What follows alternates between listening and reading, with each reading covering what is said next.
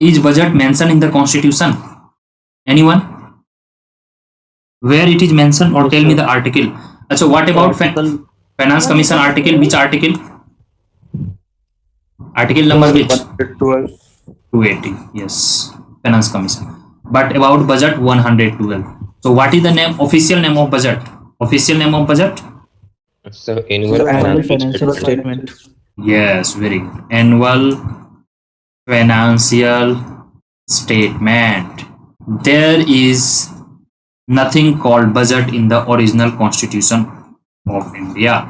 So question is that assessor on reasoning, if they says that article 112 deals with budget, it's okay, but specifically if they write such statement like the word like inverted comma, there they can give like budget is mentioned under article 112, then statement 2 they will give budget is prepared by only this government of India or only Lok Sabha or only Rajya Sabha, like this. So we'll see the basics of budget right now. So be aware, budget is nowhere mentioned in the constitution, rather annual financial statement is mentioned. So be careful.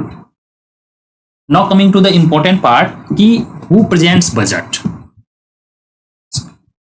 Finance minister. Finance minister. Yes, very good. Finance minister. Right now, who is finance minister?